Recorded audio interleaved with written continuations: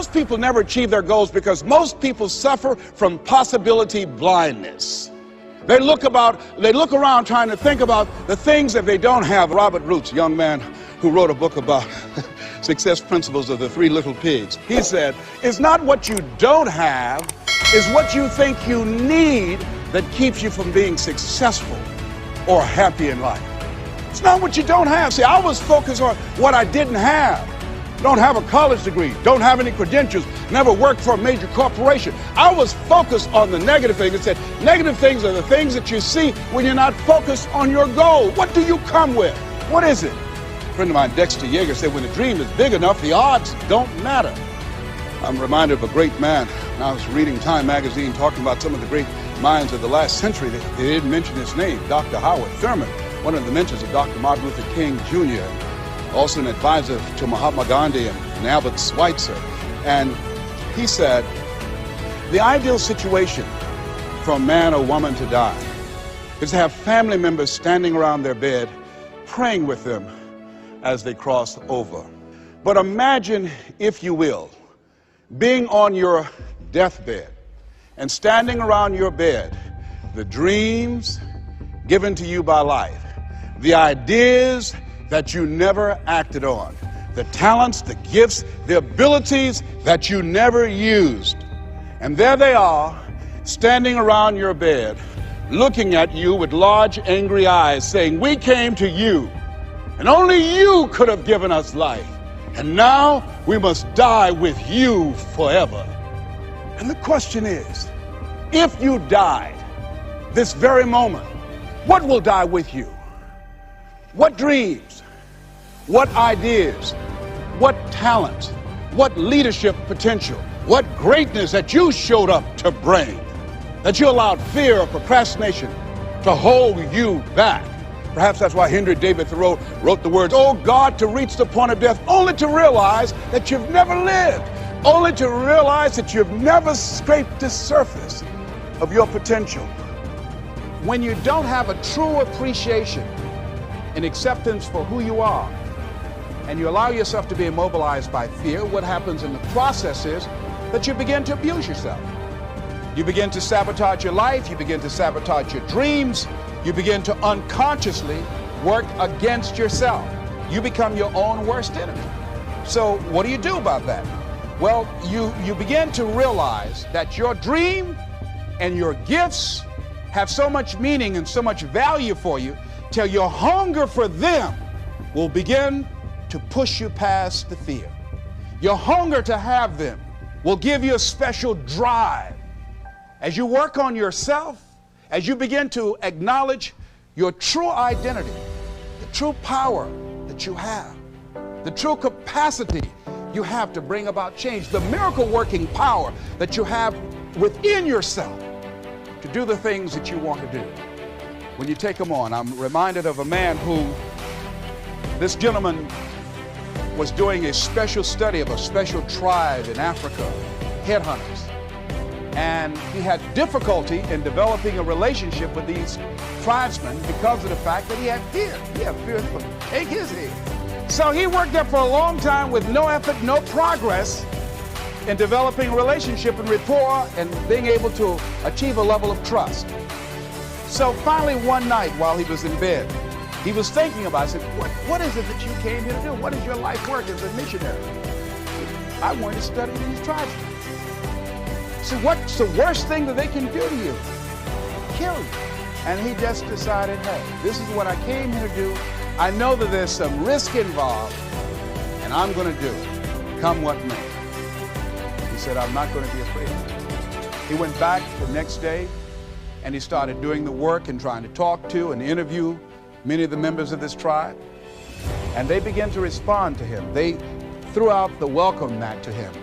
And years later, when people came to see what his progress was, they asked him, how were you able to do this? How did you convert the relationship from being hostile to that of being positive?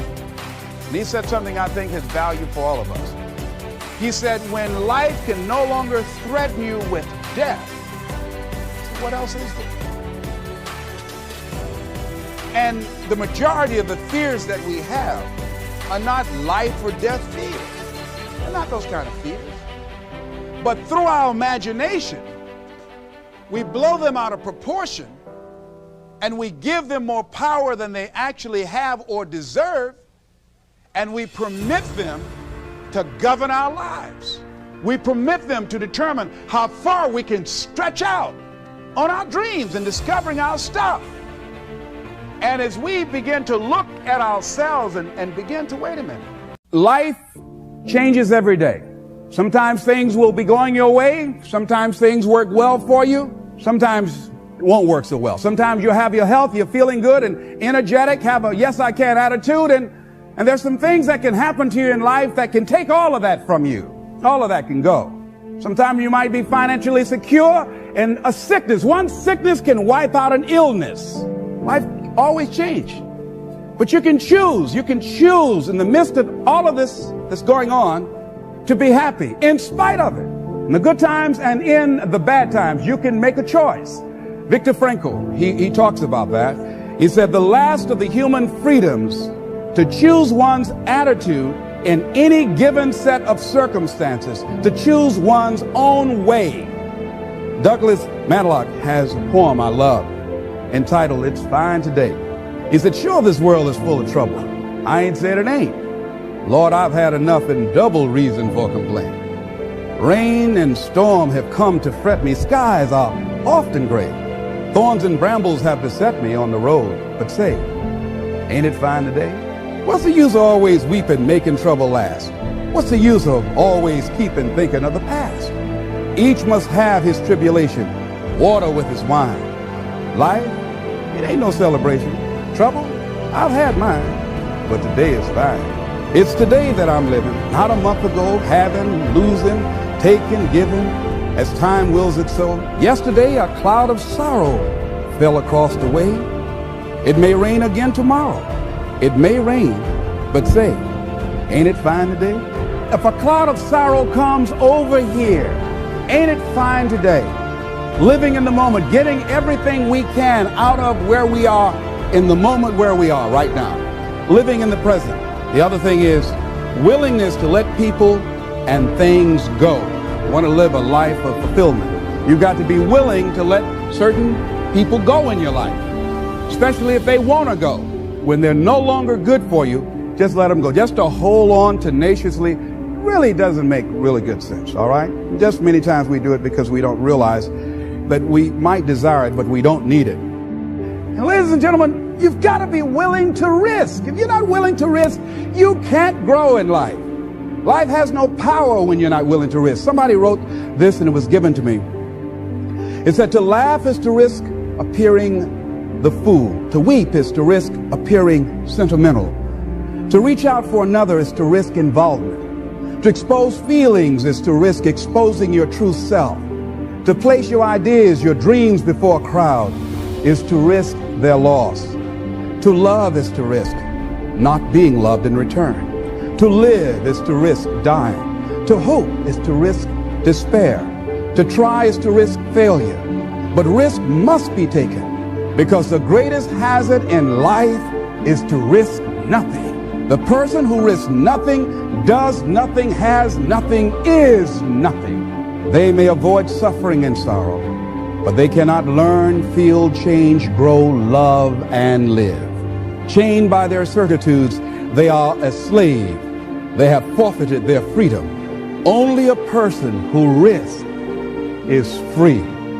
Next thing is face the truth about life and deal with it. And a lot of people, when someone in their life that they love very much dies, they allow it to take such a toll on them. They make themselves miserable, and they literally will themselves to die early because they feel without this person they have nothing to look forward to. And no, life has other opportunities, other relationships, other experiences for us. And the people that we love really want us to go on. Other thing is, things are going to happen to you. Here, in order to have a fulfilling life, knowing that things are going to happen, expect the unexpected. Whatever happens to you, use everything for your upliftment, learning, and growth. everything that happens. Use it for your upliftment, learning, and growth. In the midst of it, ask, what can I learn from this? What can I get from this? How did I end up here? What's the blessing in this for me? Ask yourself that whatever